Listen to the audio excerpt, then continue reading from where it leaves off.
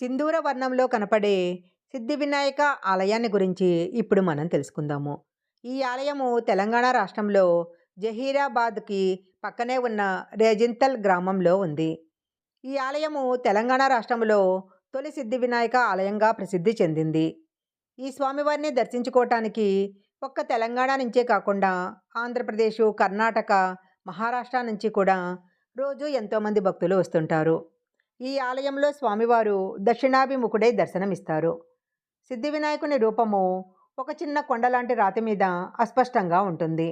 ఈ స్వామివారికి సింధూర వర్ణాన్ని పొలవటం వల్ల చూడగానే మనకు ముందు ఆంజనేయ స్వామి గుర్తుకొస్తాడు. ఈ ఆలయము 208 సంవత్సరాల క్రితము నిర్మించబడింది. ఈ ఆలయంలో సిద్ధి వినాయకుని పైన ఉండే ఛత్రము చాలా ఆకర్షణీయంగా ఉంటుంది. వెనక సువర్ణ మకర తోరణము, దిగువన రజిత మకర తోరణంతో పాటు సూక్ష్మ గణపతి విగ్రహం కూడా ఉంటుంది. ఈ ఆలయాన్ని గురించి ఒక పురాణ కథ ఉంది. ఒకప్పుడు ఈ ప్రాంతమంతా కీకారణ్యంగా ఉండేది.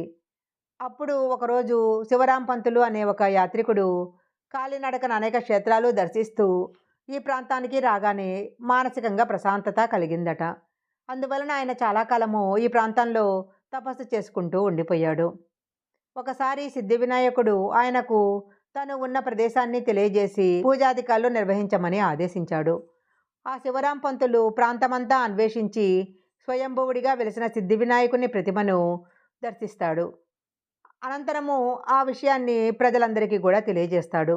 అప్పటి నుంచి రేజింతల్ సిద్ధి వినాయకుడు మహావైభవంతో కళకళలాడుతూ భక్తకోటిని అనుగ్రహిస్తూ ఉన్నాడు. ఈ సిద్ధి వినాయకుడు ప్రతి సంవత్సరము పెరుగుతుంటాడని భక్తులు నమ్ముతుంటారు.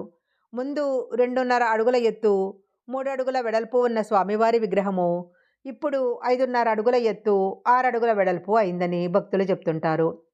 అన్ని విఘ్నాలు తొలగించి భక్తులకు సర్వశుభాలు చేకూర్చే స్వామిగా సిద్ధి వినాయకునికి ఎంతో పేరుంది. అందువలననే శ్రీ కంచి కామకోటి పీఠం ఆధ్వర్యంలో ఈ క్షేత్రంలో సంకటహర చతుర్థి వేడుకలు ఎంతో ఘనంగా నిర్వహించబడతాయి. సంకటహర చతుర్థి మంగళవారం గనక కలిసి వచ్చినట్లయితే చాలా విశేషంగా ఇక్కడ వేడుకలు జరుగుతాయి. పుష్యశుద్ధ పాడ్యమి నుంచి పుష్యశుద్ధ చతుర్దశి వరకు వినాయక స్వామి వారి జన్మదినోత్సవాలు చాలా ఘనంగా జరుగుతాయి. ఈ వేడుకలు సహస్ర మోదకాలతో 451 గణేష హవనాలు, శతచండీ హవనము, లక్ష్మీ గణేష గాయత్రి హవనాలతో నిర్వహిస్తారు. ఏడాదికి 1 లేదా 2 సార్లు ఆదివారము, మంగళవారము వచ్చే అంగారక చతుర్థి దినాన్ని కూడా భక్తులు ఎంతో పవిత్రంగా భావిస్తారు. ఆ రోజు వేల సంఖ్యలో భక్తులు పాదయాత్రగా తరలివచ్చి స్వామివారిని దర్శించుకుంటారు. ఏ శుభకార్యం తలపెట్టినా ఎంతోమంది భక్తులు తొలి పూజ చేయటానికి ఈ స్వామివారి దగ్గరికి వస్తారు.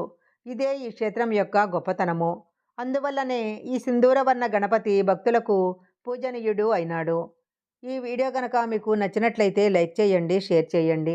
ఇలాంటి మరిన్ని వీడియోల కోసం మా ఛానల్ సబ్స్క్రైబ్ చేసుకోండి.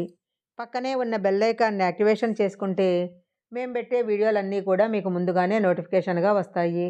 మరొక మంచి వీడియోతో మళ్ళీ కలుసుకుందాం.